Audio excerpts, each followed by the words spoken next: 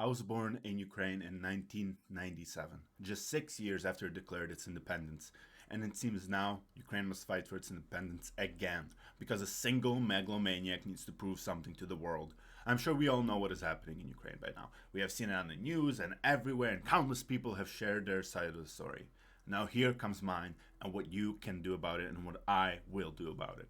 Ukraine is a young country, only slightly older than me by its current papers of independence, but its history stretches back much further. But right now, all that is needed to know is that it is a country fighting for its independence, fighting for its democracy. Ukraine has been fraught with problems for a long time. Corruption at a constant high, the state of its infrastructure left in crumbles, all still remnants from the Soviet era. And I and many Ukrainians will be the first ones to tell you this. But in the last few years, it has started to take a turn. Its social programs became more widespread, and meaningful steps were taken in curbing the spread of corruption, as well as infrastructure was beginning to get fixed.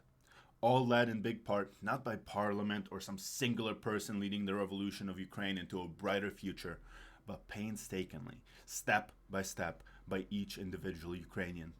But all along, there was this short KGB agent looking over this and frowning. Things were not going to plan to for him. Ukraine was supposed to crumble from his manipulations and look to him to pick up the pieces. It was supposed to be distraught and ununited amidst the constant propaganda and disillusion he was feeding them. But as seen since 2014, that did not happen.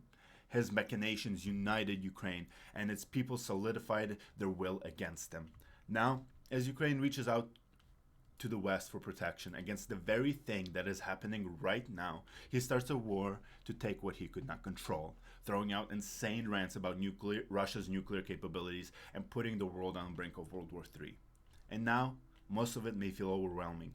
Seeing history unfold before your eyes can be daunting and stressful, especially as we see history is ready to repeat itself. We can start to feel helpless when we see the decisions are all being made above our heads with no input from us, that the machinations of the government are taking place, and we are uncertain what will be done or what even can be done. So here, what I will urge you to do. I will urge you to take a page out of the Ukrainian textbook and realize who's actually in charge of our countries. We are not helpless in what happens next. We are not innocent bystanders in the path of war. We decide the next steps. But don't get me wrong. I am not here to tell you what to do.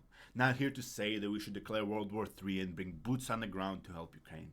But here's what I will do, and I hope you will follow suit.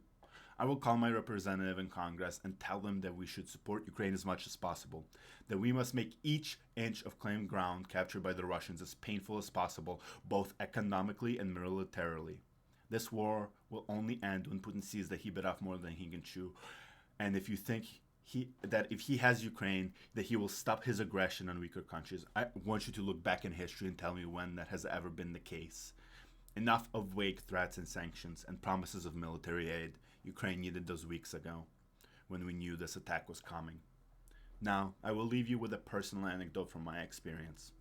Yesterday, we called my grandma, who is still in Ukraine. Amidst reassurances that she is okay and that we should worry less, she told us that they are sitting in their hallway, so that if a bomb drops near them, the windows don't explode into them. And I tell you what, no one's grandma at age 85 should ever worry about exploding windows.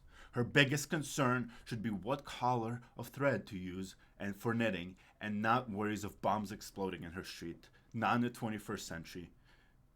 If you find yourself uncaring about the plight of Ukraine as a country, at least find it in your heart to care about the people who wanted none of this, about the fact that this is all fault of a singular man's ego, and now millions will suffer for it. I'll leave you with that.